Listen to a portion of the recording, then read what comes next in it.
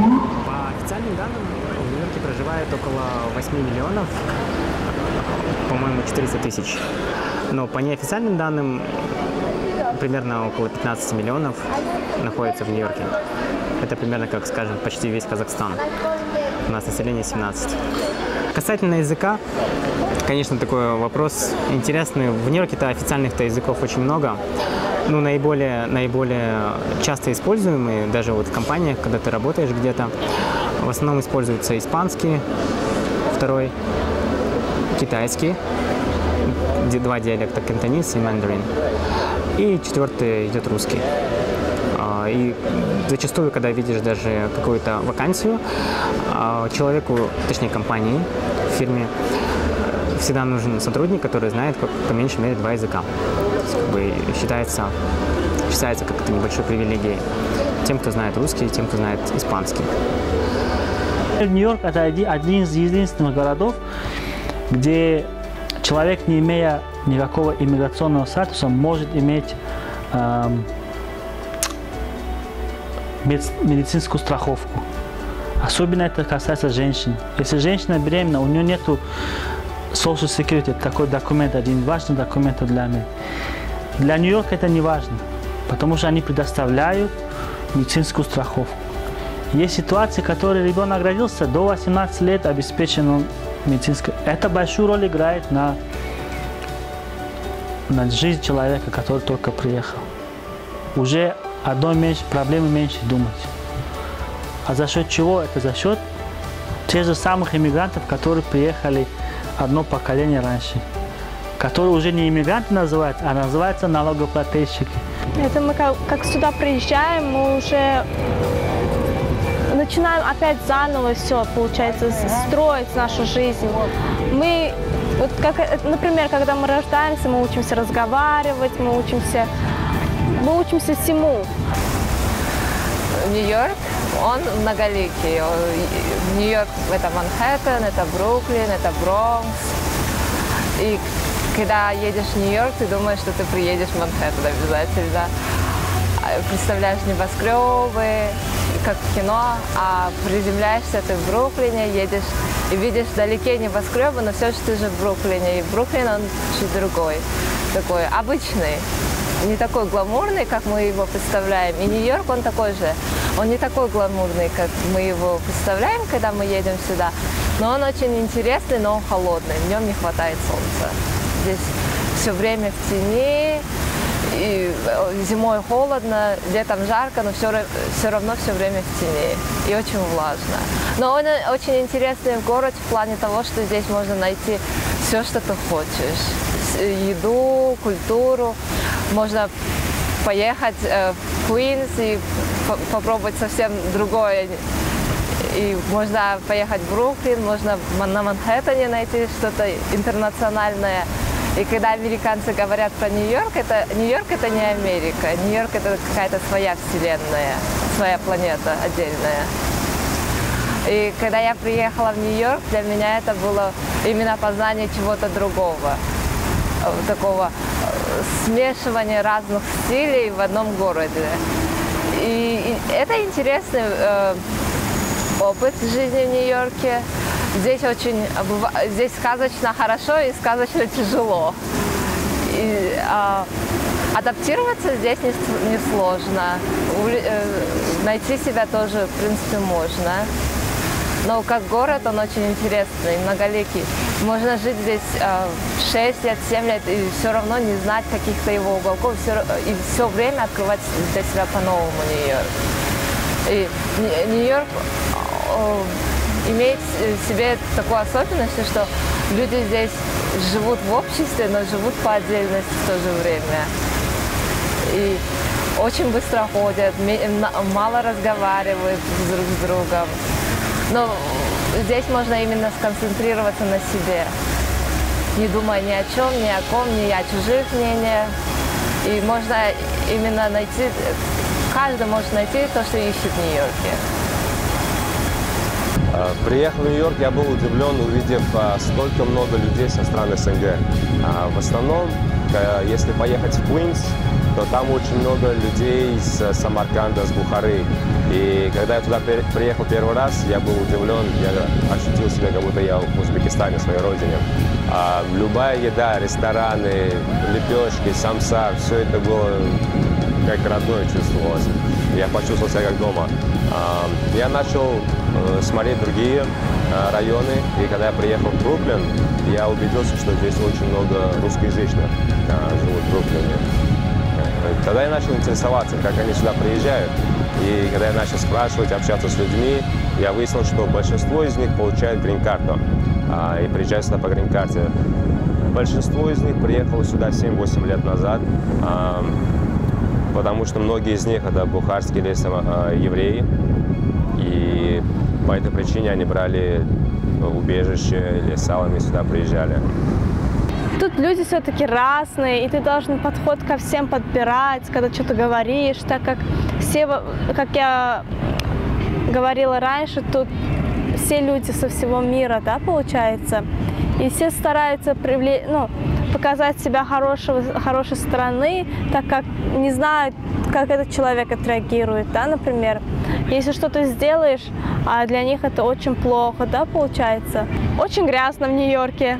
В Туркменистане такого никогда не увидишь.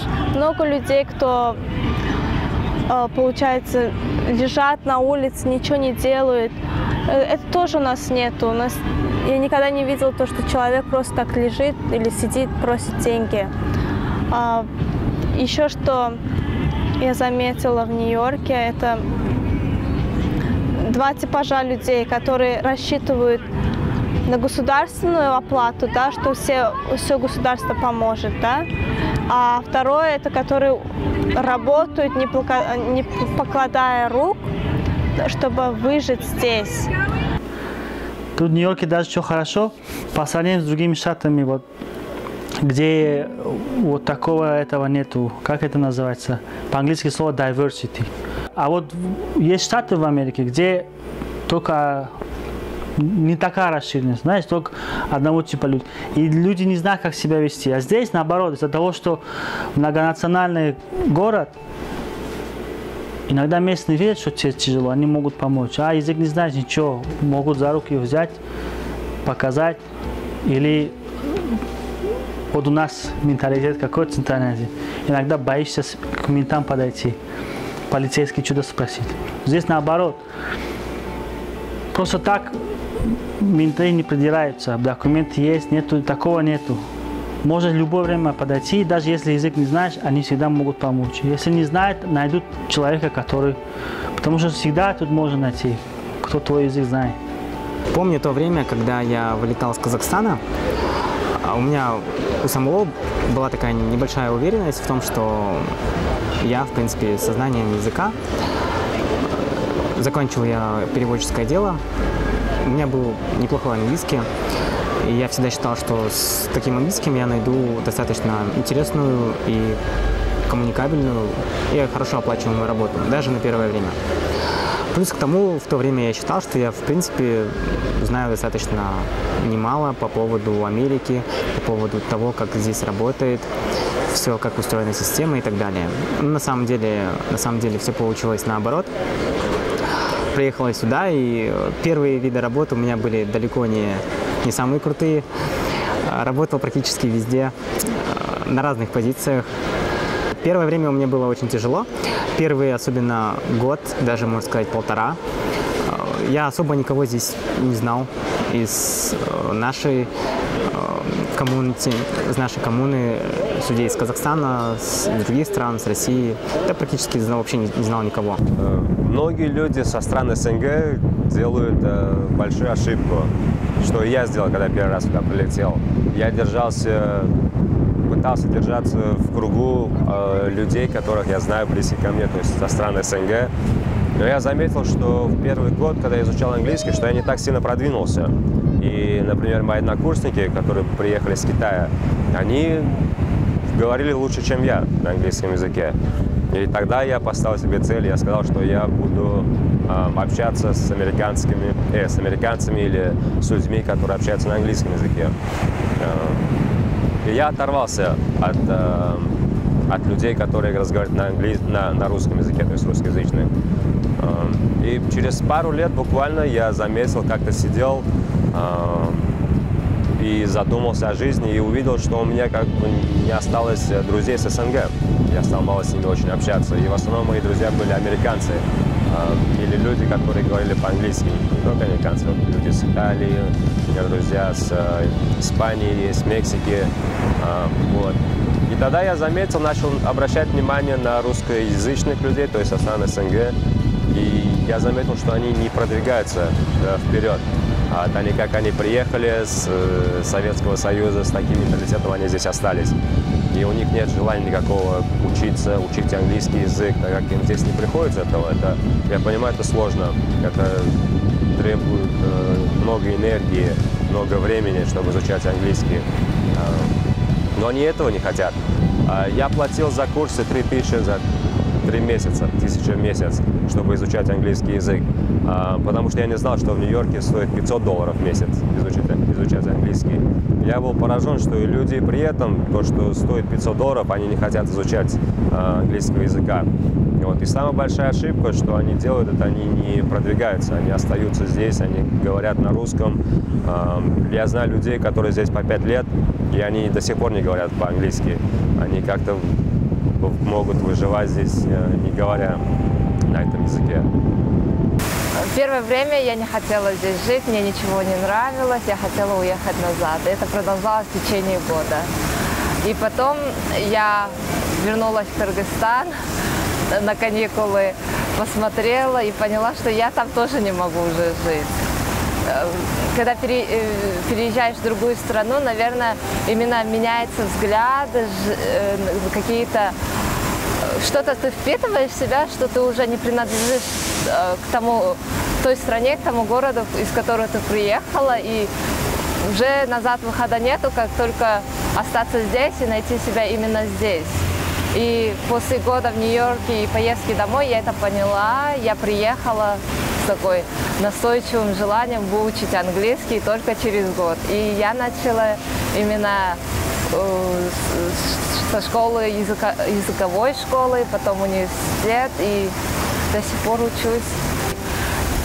И тяжело найти первые контакты. И когда ты находишь уже свой круг общения, начинаешь уже понимать, что здесь тебе больше нравится. Но мне кажется, это у всех бывает, что первый год, это год адаптации, он проходит очень тяжело. Не всем нравится здесь, и мне тоже вначале очень не нравилось.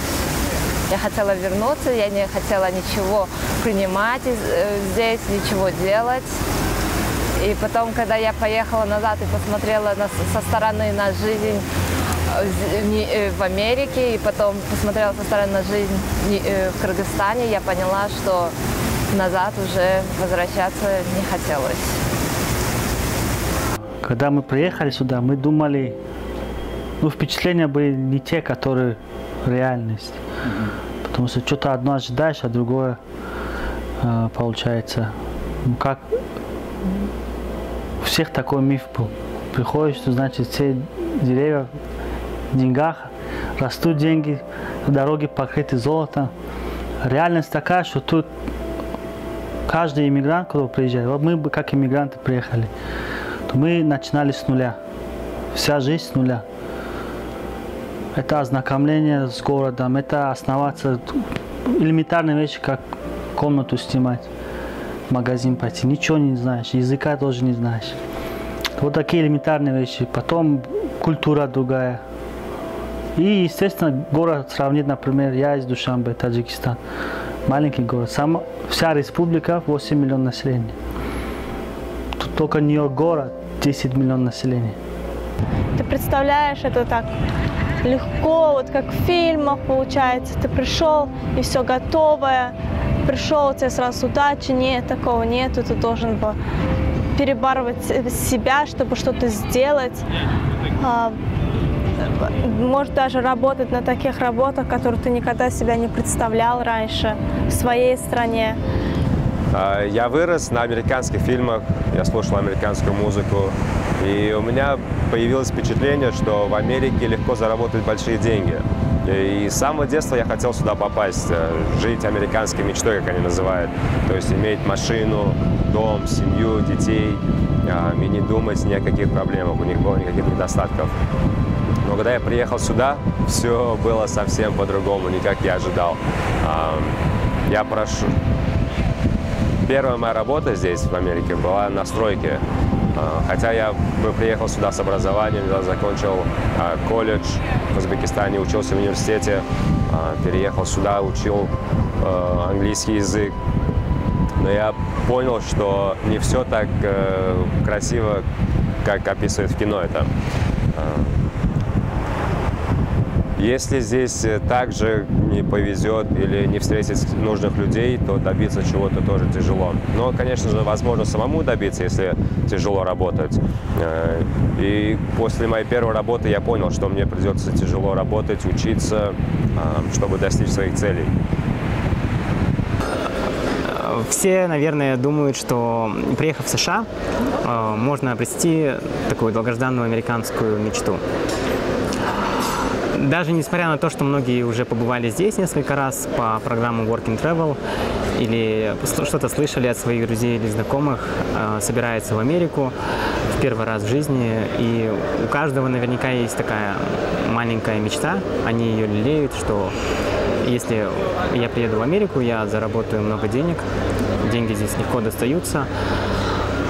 Но порой, когда люди приезжают сюда, они понимают, что на самом деле здесь все не так, как изначально представлялось. Да, конечно, здесь можно работать по специальности, можно работать даже с дипломом наших стран, скажем, там, стран постсоветского пространства. То есть это, в принципе, не проблема. Но такое случается далеко не сразу, то есть не сразу по приезду в США. И возникает это тоже далеко не с кем, не с каждым из нас. Обычно человеку предстоит себя психологически перенастроить. Почему? Потому что наверняка многие люди приезжают сюда в надежде на то, что, в принципе, с каким-то определенным запасом знаний и, наверное, с хорошим языком можно найти без проблем хорошую работу. На самом деле это не так. Первое время приходится людям работать здесь на таких позициях, на которых в наших странах считается работать, я бы сказал, наверное, непрестижным, что ли.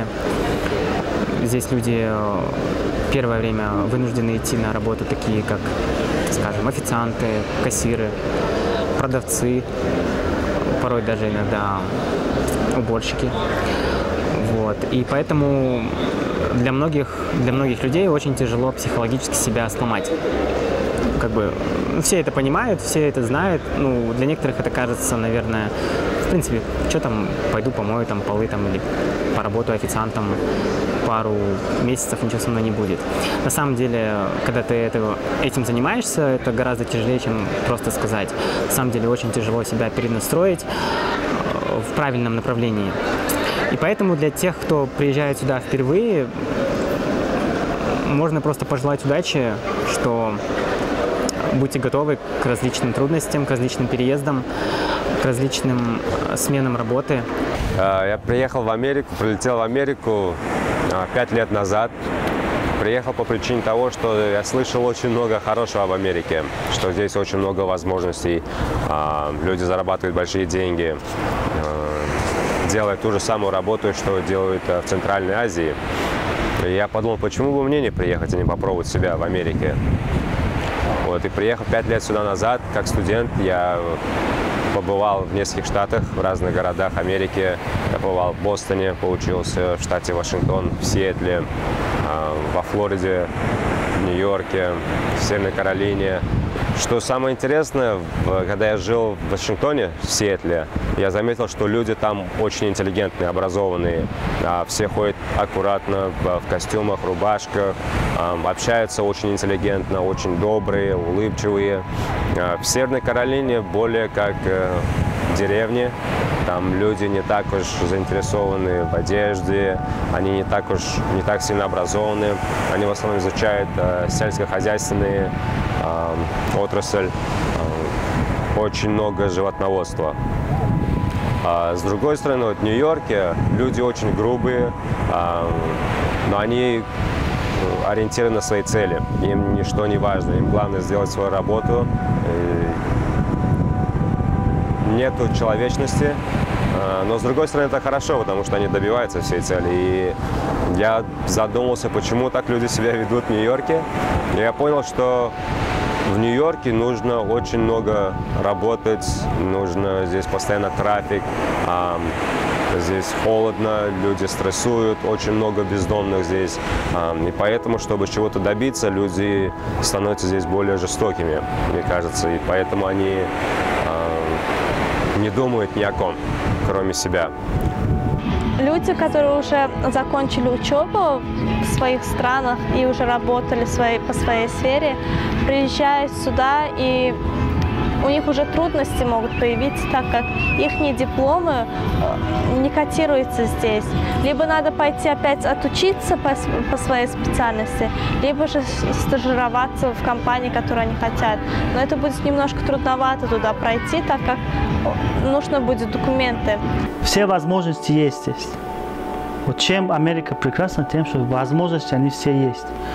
Сам нашего у человека были документы. Хотя в Нью-Йорке даже не имея документы, можно как-то на работу найти. Но суета.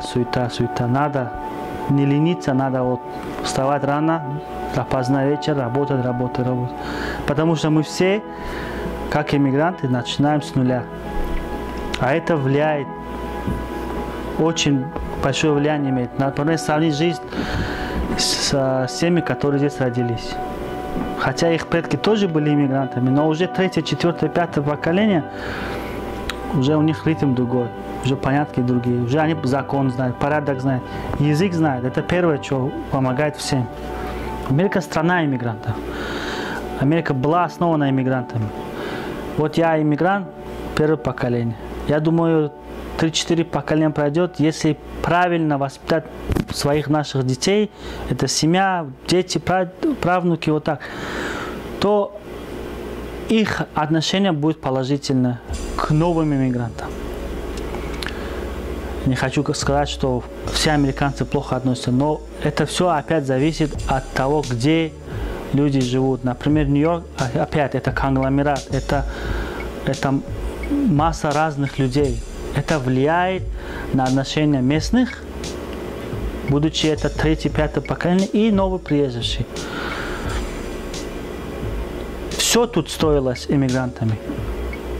Американская история можно поделить этапами, декадами.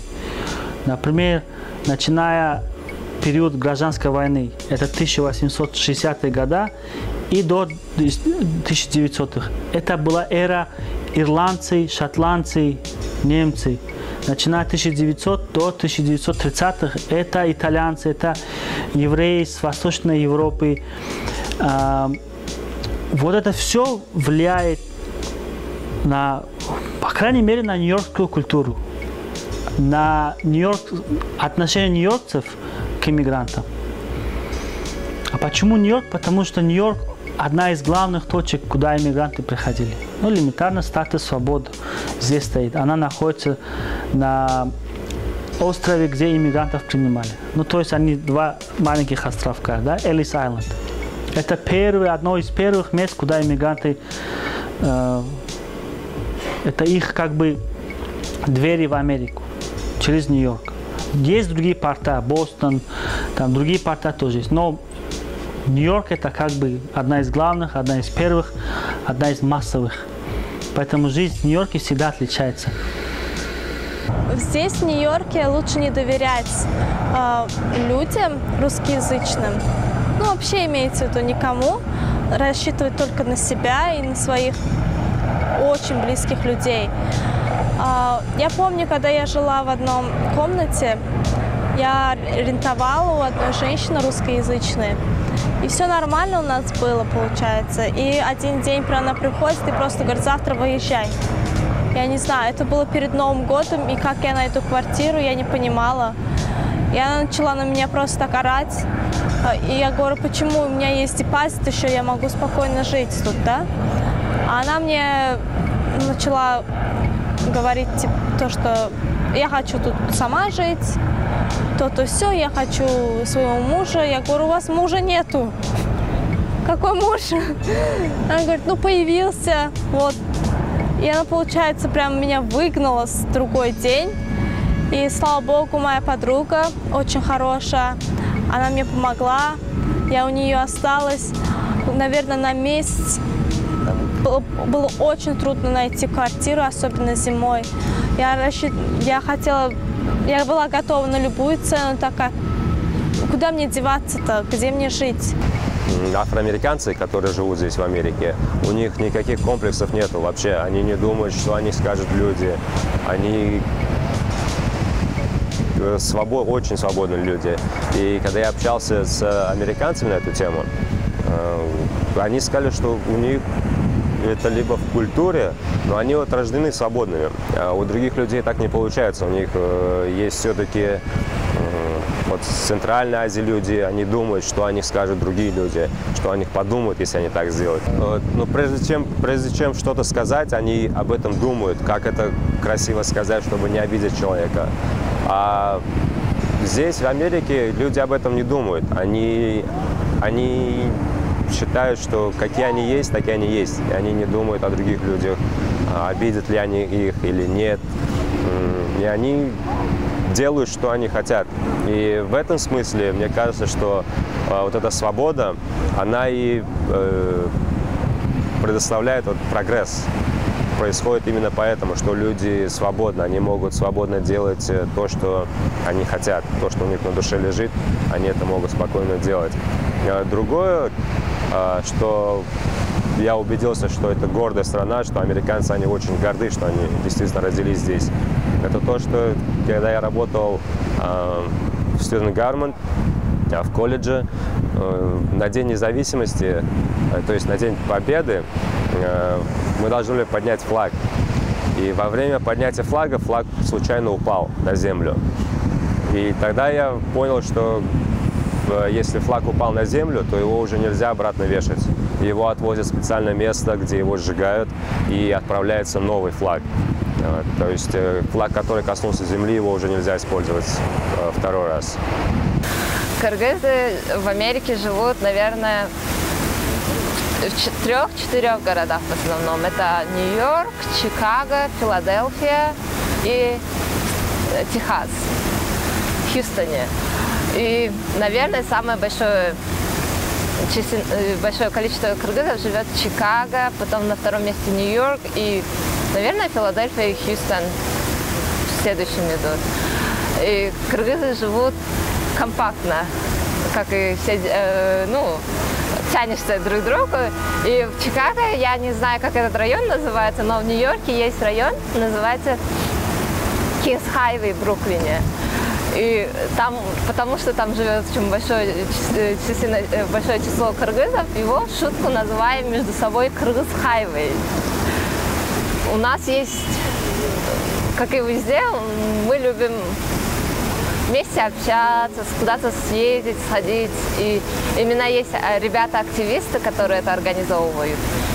Открыли Facebook-группу, называется «Кыргызстанцы в Нью-Йорке» или «Кыргызстанцы в Чикаго». И там именно по городам пишут объявления, типа «ищу комнату» или «сдаю комнату», «ищу квартиру», «сдаю квартиру» или «ищу друзей». И вот ребята, которые открыли эту страницу, администраторы, они часто устраивают такие съезды, куда-нибудь поехать. В парк аттракционов, на пикник. И бывает, я еду. И вот так ездим. И так же, как и на праздники, там, устраивают какие-то вечеринки и зовут всех. И есть организации, например, такие как Кыргыз Клаб, Кыргыз Альянс. Это именно официальные организации, которые тоже как бы имеют цель объединения кыргызстанцев в Америке или в Нью-Йорке. И они тоже устраивают какие-то встречи. Когда кто-нибудь из Кыргызстана приезжает, там, политические или общественные деятели, именно устраиваются встречи, где кыргызстанцы, живущие в Америке, могут задать свои вопросы.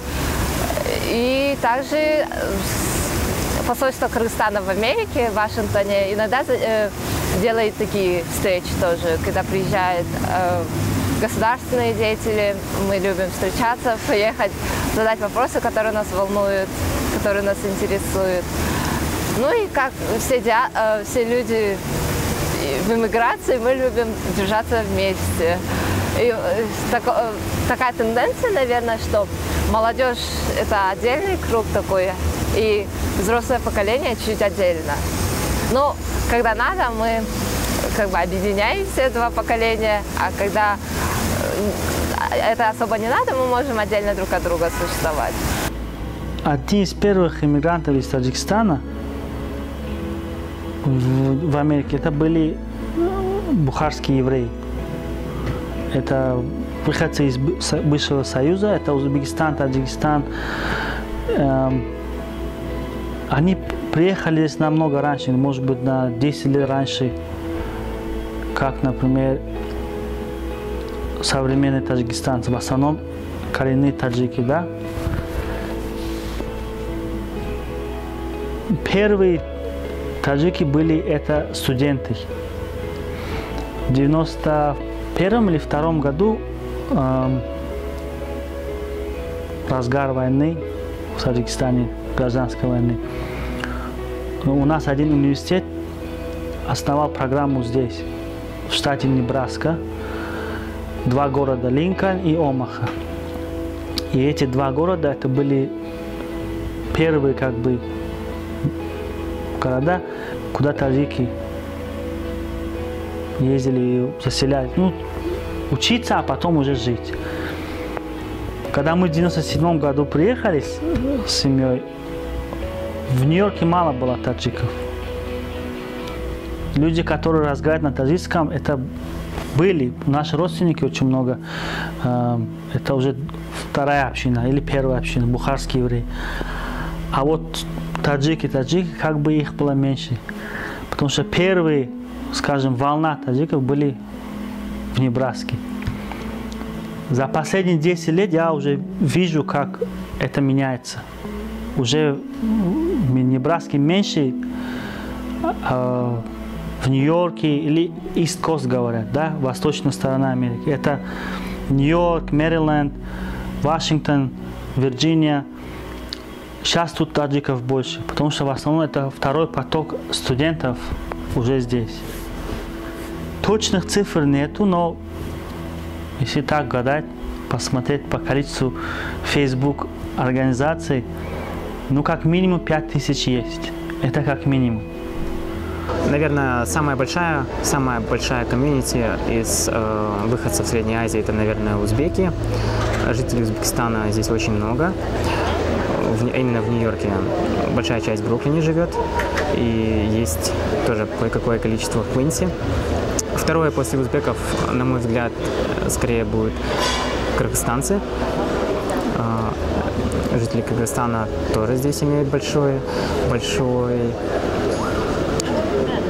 площадь заселения. Ну, наверное, в Нью-Йорке кыргызстанцев чуть поменьше, чем, скажем, в Чикаго или чем в Филадельфии. Наверное, идет так вот. Кыргызстанцев много в Чикаго, в Филадельфии, третье место, наверное, Нью-Йорк. Ну, а после узбеков и кыргызов идут остальные нации, туркмены, таджики.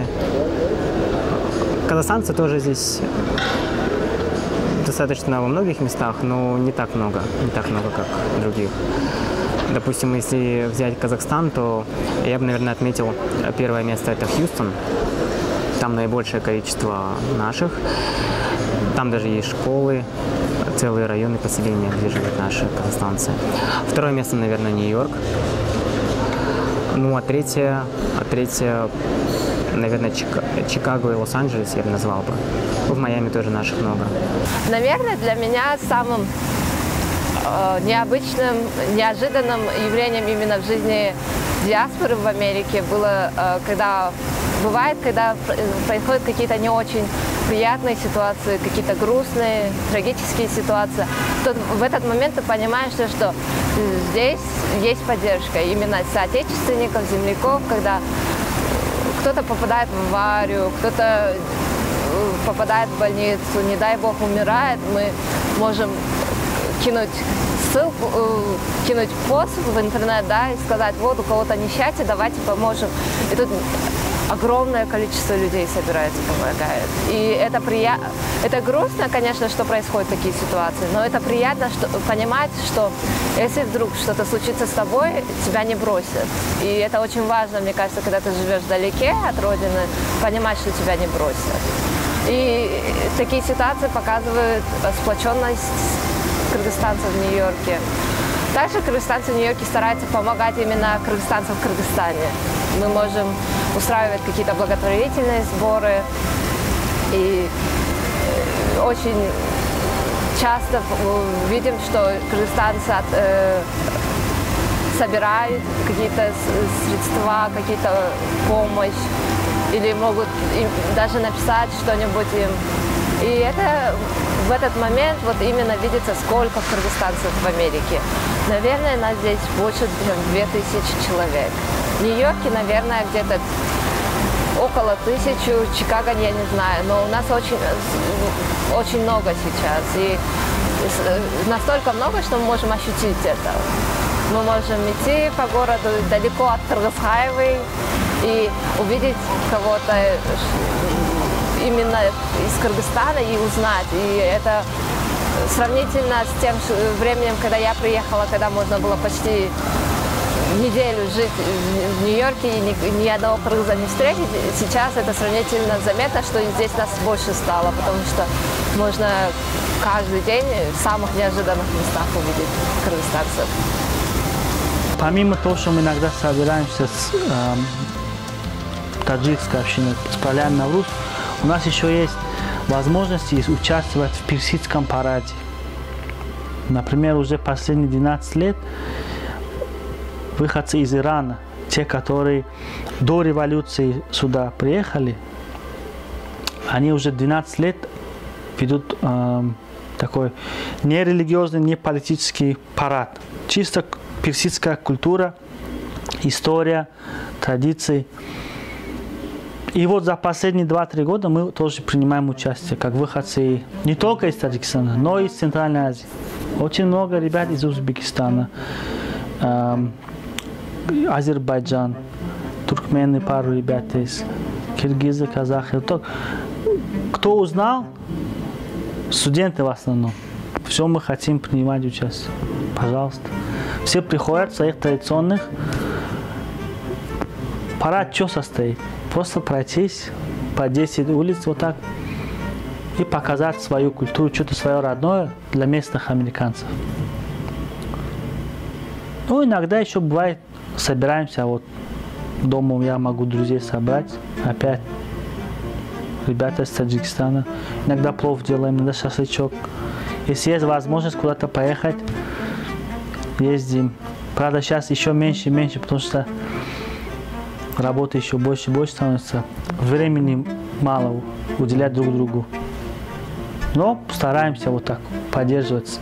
Потому что вот сейчас ситуация, где у меня дети, я бы хотел, чтобы тоже они знали наши традиции. И уже мышление у нас меняется. Друзья, все, которые с детьми, тоже хотим, чтобы наши дети знали. Хотя они здесь родились, здесь растут, чтобы не забывали свои корни. У нас есть такая маленькая своя танцевальная группа в Нью-Йорке, кыргызская, Датхаем.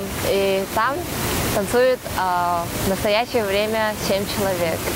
7 девушек из Кыргызстана, достаточно необычное явление для нас, потому что мы, наверное, мы единственная группа постоянная, которая существует.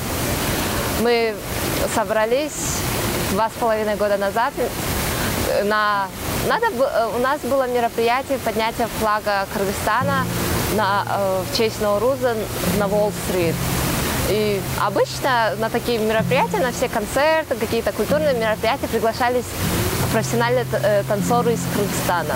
А в этот раз решили, так получилось или решили, я точно не знаю, что решили, что местные кыргызы делают это все сами. И нам сказали, девочки, не хотели бы танцевать на мероприятии, мы сказали, давайте станцуем. И мы собрались, 4 девушки на тот момент. 5 девушек и не профессионалы. Никто из нас до этого в Кыргызстане не занимался ни танцами, ни никакой музыкальной или культурной деятельностью. Мы собрались, посмотрели кучу видео, движения где-то скопировали на тот момент на первый танец, и мы начали, поставили танец и думали, один раз танцевали, все. Каждый займется своей жизнью и своими делами. Но мы все-таки как-то остались вместе. Мы начали чаще встречаться каждую неделю, начали репетировать. Вначале это было очень просто. Это было в коридоре, в зале, на квартире своей или там в подъезде где-нибудь, в парке. Собирались, ставили музыку и танцевали, разучивали движения. Синхронность хромала ужасно. Она, наверное, хромает и сейчас. И как-то собирались, потом начали другие девочки писать: о, девочки, давайте, я тоже хочу с вами танцевать. И мы говорим: да, приходите, пойдемте. И так мы начали привлекать более профессиональных танцоров. У нас девочки есть, которые сейчас уже в группе, которые занимались танцами 5, 4, 6 лет именно в Кыргызстане, потом приехали в Америку и присоединились к нам. И сейчас это более-менее серьезное занятие. Мы встречаемся 1-2 раза в неделю, снимаем хореографический зал и репетируем. И сейчас уже выступаем отдельно от всех организаций. Мы как независимая группа сейчас и танцуем везде, куда нас зовут. Мы можем танцевать и в университетах в День культуры или в День Центральной Азии. Мы можем танцевать именно в культурных мероприятиях, организованными городом Нью-Йорк или Бруклином, или любые мероприятия, куда нас зовут. Мы можем танцевать на свадьбах кыргызских, что сейчас все чаще и чаще происходит. Мы ездим, танцуем, получаем удовольствие от того, что мы именно танцуем что-то родное, слушаем музыку из Кыргызстана, традиционную, именно фольклорную, общаемся между собой. И это расслабляет, это дает какой-то перерыв от ежедневной суматохи и дает отдохнуть от всего, что обычно занимает нас в другие дни. Что интересно, в Нью-Йорке также происходит много курьезных моментов. Зачастую ты просто едешь в метро, и хоп, заходит чувак в одних трусах. Думаешь, что за дела вообще? А на самом деле, оказывается, когда-то, давным-давно, один человек забыл надеть штаны на работу. Конечно, немного странно это звучит, но тут бывают такие чудаки, которые так забывают одевать штаны. Вот. И как-то получается, когда это произошло, другой человек подхватил эту идею и решил создать такой некий небольшой праздник и выделил для этого определенный день недели в году. Когда все люди, ехавшие на работу, должны не одевать брюки или джинсы, а просто ходить в одних трусах. Это немного странно для нас, но для жителей Нью-Йорка это, в принципе, в порядке вещей. Таких праздников и маленьких таких смешных моментов бывает очень много. С другой стороны, это как-то делает нашу жизнь более разнообразной, более интересной, более смешной. Особенно тогда, когда ты постоянно работаешь, постоянно в пути, в метро, где-то примерно час или два проводишь времени каждый день. Такие моменты тоже воспринимаются с улыбкой на лице. Когда я был во Флориде, я люблю путешествовать и смотреть разные города, и смотреть, как люди живут в разных местах. Я был в Ки-Весте, это такой маленький остров в конце Флориды. И там, как ни удивление, очень много диких кур и петухов. И они очень красивые, такие разноцветных цветов. Сравнить с Узбекистаном, откуда я родом, у нас бы давно их поймали и съели бы. А здесь, во Флориде, они спокойно летают, ходят, на деревьях они в основном живут. И если их поймать или убить, то штраф $500 за них. Как вот это меня очень удивило, что в Америке животные живут свободно. И не только курицы, петухи, то есть и собаки, и любые другие птицы. Собаки здесь живут лучше, чем люди. Многие американские семьи, с кем я общаюсь, у них собаки живут, у них специальные кровати для них есть, у них есть специальная еда, у них есть специальные магазины, куда они ведут. И есть фотографии, вот они очень горды, что у них собаки как бы улыбаются, они так называют, и когда у собаки вот, золотые ретриверы, очень популярны среди американцев, потому что они очень добрые, они не агрессивные собаки. Вот. И вот они очень любят, когда они с ними гуляют, у них сразу появляется улыбка на лице. В семье, где я жил, у них собака, когда они ездили в магазин, то есть это pet store, где продают продукты для животных. Вот, эта собака всегда улыбалась нам в этом магазине, именно в этом магазине. Но когда приходили домой, она очень грустно становилась, там сразу ложилась, ничего делать не хотела. Но как только произносилось там слово «поехали в магазин», эта собака сразу понимала, радовалась, прыгала и с удовольствием ехала в этот магазин. Еще здесь для собак есть отели для собак, есть места, где им делают педикюры, постригают ногти, постригают их. И это стоит больших денег содержать собаку. Здесь обязательно нужно иметь страховку для собаки, что если что-то случится, чтобы они могли повезти в больницу для собак. И многие собаки живут здесь лучше, чем люди. Они питаются лучше, чем люди. Но один раз была ситуация, когда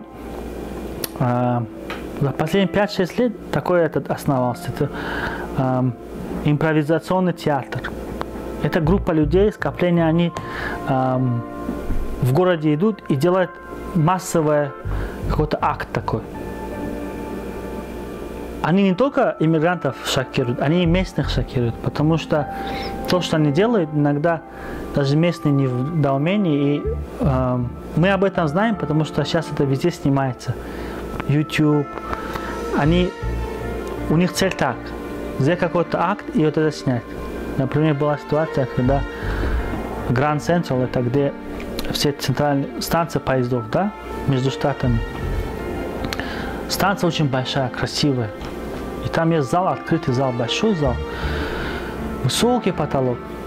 И если человек стоит в одном месте, можно все заметить. Насколько это все открыто, да? И человек 50-60 в этом зале, они у них все в наушниках в один момент замирают. Вот весь зал остановился. Вот какие-то движения были люди, они вот так остановились. И другие снимают реакцию тех, которые не понимают, что вот. Вот это интересно было. Это тоже как-то и для приезжих шоу, и для местных. Этот импровизационный театр, в этом цель у них так, чтобы заснять реакцию населения на их, как они говорят по-английски, перформанс, да, на их. И интересно. Это такое театральное развлечение, да? Интересно. Иногда бывает, у них была битва подушек. В городе человек 100-200 собралось, каждый пришел со своей подушкой, пуховой, и драка была. Это можно на YouTube посмотреть. Это с одной стороны интересно, с другой стороны шокирует, с третьей стороны, вот люди сумасшедшие, что они делают? Потому что открытое место вот в городе, да, большое скопление людей, и в раз в какой-то момент все дерутся подушками. Вроде бы какой-то элемент агрессии есть, начинаешь пугаться, а вдруг есть интерес. Это же развлечение, это же подушки. И вот такие были ситуации, когда идешь, опа, натыкаешься на такую вещь. Жизнь этим пополняется. В Нью-Йорке это интересно. Можно каждый день такие вещи видеть. Как там в Нью-Йорке, когда здесь живешь, начинаешь какие-то, вещи не замечаешь каждый день, а потом как-то бывает, что-то в голову придет, и ты начинаешь что-то делать необычное. Как-то мы с подружкой вышли с работы, летом было, и решили мороженое покушать. Мороженое взяли, и давай погуляем, раз уж мороженое. Идем с 34-й в сторону даунтаун, получается, где-то мидтаун. Идем, и субботний вечер, на улице людей много. Мы идем и решили посчитать, сколько мы встретим обычных пар, имеется в виду, женщина и мужчина, девушка и парень, и сколько мы встретим необычных пар.